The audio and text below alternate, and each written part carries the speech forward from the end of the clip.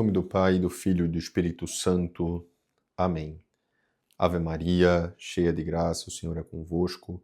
Bendita sois vós entre as mulheres. Bendito é o fruto do vosso ventre, Jesus. Santa Maria, Mãe de Deus, rogai por nós, pecadores, agora e na hora de nossa morte. Amém. E mais uma aula. Hoje vamos estudar sobre o 8º mandamento da lei de Deus, que nos diz: não levantarás falso testemunho. Antes de propriamente iniciarmos a nossa aula, gostaria de mais uma vez pedir a cada um de vocês que estão nos assistindo para que possam inscreverem-se no canal, curtir, compartilhar, comentar, a fim de que essa aula, todo esse nosso curso, possa chegar ao maior número de pessoas possível, considerando que é um curso que pretende tratar sobre todo o catecismo da Igreja, passando pelas suas 4 seções: o credo, sacramentos, mandamentos, oração, e é completamente gratuito, apenas com uma finalidade apostólica e pastoral. Assim, façamos chegar, conto com a ajuda de vocês, para que essas aulas cheguem ao maior número de pessoas possível. Dito isto, vamos voltar as nossas atenções, uma vez mais, sobre o 8º mandamento, que nos diz: não levantarás falso testemunho. Neste mandamento, proíbe-se explicitamente o pecado de calúnia, prejudicar a reputação do próximo mentindo sobre ele. No entanto, além da calúnia, há outros modos de pecar contra a virtude da verdade e contra a virtude da caridade, seja por palavras, seja por obras. A calúnia é um dos piores pecados contra o 8º mandamento, porque combina um pecado contra a verdade, mentir sobre o outro, um pecado contra a justiça, ferir o bom nome alheio, e a caridade, falhar no amor devido ao próximo. É fácil ver, pois, que o pecado de calúnia é mortal se com ele prejudicamos seriamente a honra do próximo, ainda que seja na consideração de uma só pessoa, e mesmo que esse próximo não tenha notícia do mal que lhe causamos. Isto é certo também quando, deliberada e injustamente, causamos um prejuízo sério à reputação do próximo em nossa própria mente. É o juízo temerário, um pecado em que incorre muita gente e que talvez sejamos desleixados em examinar quando nos preparamos para a confissão. Se alguém inesperadamente realiza uma boa ação e eu me surpreendo pensando: a quem ele está tentando agradar ou bajular fazendo isso? Cometo um pecado de juízo temerário. Se alguém pratica um ato de generosidade e eu digo para mim mesmo: olha aí, este fulano está bancando o herói, peco contra o 8º mandamento. Talvez não seja um pecado mortal, mas pode sê-lo facilmente se a reputação dessa pessoa sofre seriamente no meu juízo acerca dela, por causa da minha suspeita injusta. A detração ou difamação é um outro pecado contra o 8º mandamento. Consiste em prejudicar a reputação alheia, manifestando, sem justo motivo, pecados e defeitos alheios que são verdade, mas não conhecidos. Por exemplo, quando conto aos amigos ou vizinhos as terríveis brigas que tem o casal do lado, ou lhes revelo que o marido chega bêbado à casa todos os sábados. Pode ser que haja ocasiões em que, para corrigir ou prevenir, seja necessário revelar a um pai, por exemplo, as más condutas de seu filho. Isso é uma coisa. Mas, em momento nenhum, nós podemos expor sem justo motivo, justa razão, os defeitos de uma pessoa a um terceiro que nada tem a ver com a situação. Não é necessário dizer que não é pecado referir fatos que não são do conhecimento, que são do conhecimento geral, como, por exemplo, um crime cometido por alguém que foi condenado por um tribunal público. Mas, mesmo nestes casos, a caridade nos levará a condenar o pecado e não o pecador, a rezar por ele. Talvez essa seja uma das tarefas mais exigentes para nós que somos cristãos, condenar o pecado e não o pecador. Ou seja, ter sempre não só a esperança, mas o firme desejo, o firme empenho de que aquela pessoa se salve. No oitavo mandamento, não há apenas pecados de palavra e mente, mas também de ouvido. Cometemos pecado quando escutamos com agrado a calúnia e a difamação, ainda que não digamos uma só palavra. Se o nosso agrado em escutar se deve à mera curiosidade, o pecado será venial. Mas, se o agrado que prestamos for por ódio à pessoa difamada, o pecado será mortal. Se se ataca a fama de alguém na nossa presença, nosso dever, claro, é cortar a conversa, ou pelo menos mostrar que com nossa atitude, que o tema não nos interessa, não nos agrada. É esse o nosso comportamento diante das fofocas, que, infelizmente, tanto proliferam em muitos ambientes da nossa sociedade hoje. O insulto pessoal é outro pecado contra o oitavo mandamento, que se comete contra o próximo na sua presença e que se reveste de muitas formas. Voltar-lhe as costas ou ignorar-lhe a mão estendida, falar-lhe de modo grosseiro ou desconsiderado, dirigir-lhe apelidos pejorativos.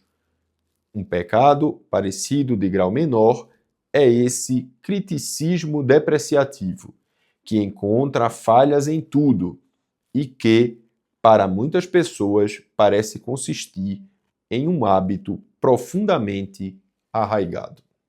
Não só destratar a pessoa com a qual estamos nos relacionando aqui e agora, aquilo que normalmente nós atribuímos como uma falta profunda de educação e de respeito pela pessoa, mas também aquele hábito que cultivamos muitas vezes de ver defeitos em tudo, de apontar defeitos em tudo. Tudo isso também consiste em pecado. A intriga é também um pecado contra o oitavo mandamento. É o pecado do mexeriqueiro, que semeia a discórdia, que corre a dizer a Pedro que João comentou dele, por exemplo. Uma mentira simples, que não causa prejuízo, nem se diz sob juramento, é um pecado venial.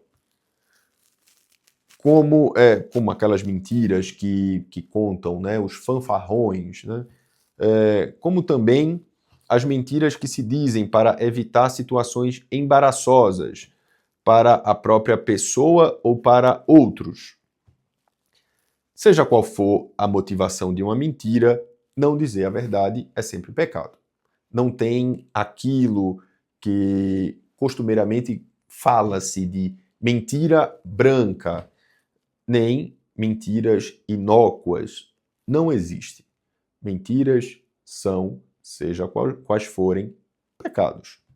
No entanto, deve-se também mencionar que posso não dizer a verdade sem pecar quando injustamente procuram averiguar por meu intermédio alguma coisa sobre mim. Claro, isso daqui eu não sou obrigado a falar sempre toda a verdade a qualquer um que me pergunte mesmo, ou principalmente quando essa pessoa que me interroga, que vai me inquirir, não tenha nada a ver ou que não tem o direito de saber aquelas informações. Eu não sou obrigado sempre a dizê-las. Pelo contrário, há uma coisa que nós chamamos de foro íntimo. Eu não preciso dizer tudo o que se passa na minha vida a todas as pessoas. Aqui nós falamos sobre isso e, por exemplo, temos esse legítimo direito de dar respostas evasivas. Elas não são pecado. Se alguém me pergunta quanto dinheiro trago comigo e suspeito que se trata de uma facada, ou seja, uma expressão que usamos para dizer que é aquela pessoa que sempre se aproxima de nós por interesse e quer nos pedir alguma coisa, e se lhe respondo que trago, por exemplo, 10 reais, quando na realidade eu trago 100 reais no meu bolso, eu não minto. Dentro dos 100 reais tem 10 reais. Eu não estou dizendo tudo o que eu trago dentro do meu bolso. Justamente por essa intenção, né? Eu tenho os 100 reais, ali tem os 10 reais, mas não menciono os outros que tenho no meu bolso, que formam os 100 reais. Mas seria uma mentira, é claro, afirmar que tenho, por exemplo, os 100 reais quando só tenho 10. Isso daí, naturalmente, é falso, é mentiroso.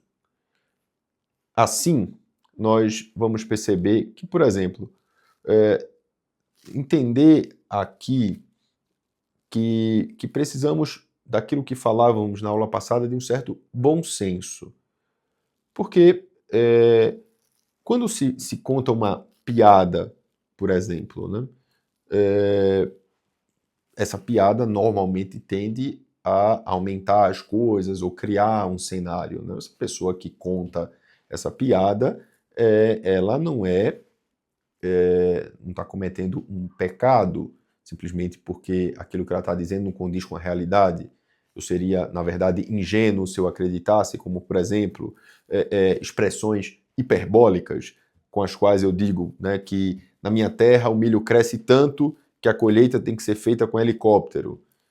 Quem toma isso literalmente não está sendo enganado, está enganando-se a si mesmo.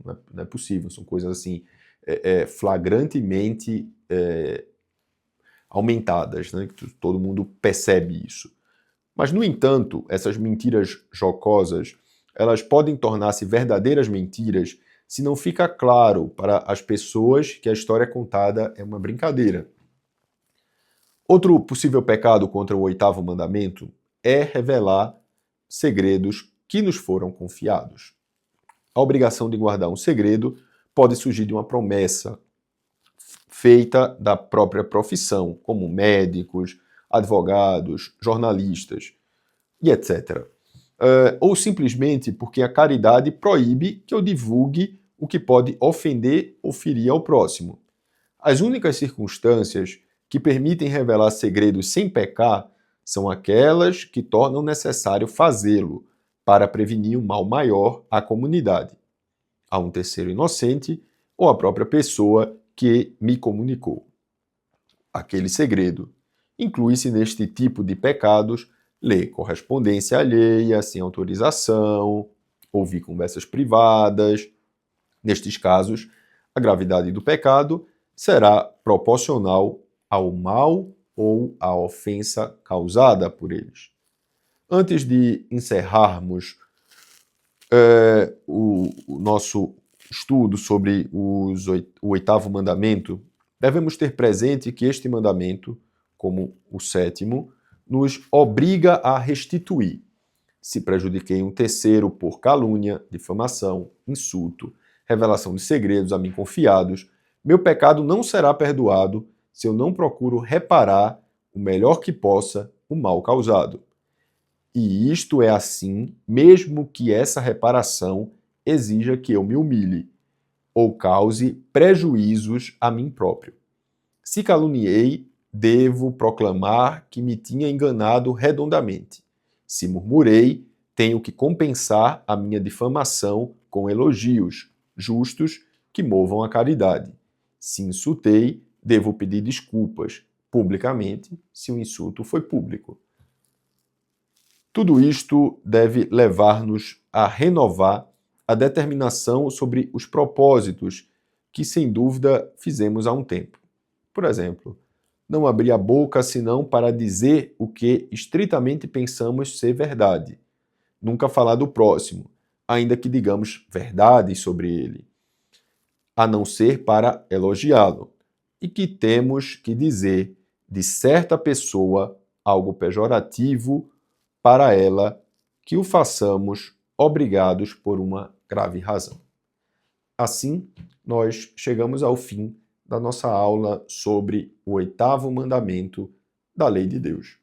Que Deus nos abençoe, nos guarde e, pela intercessão da Virgem Santíssima, nos cumule cada vez mais de bênçãos, para que nos estudos sobre as suas leis e mandamentos possamos nos aproximar cada vez mais dele. Que Deus nos abençoe. Amém.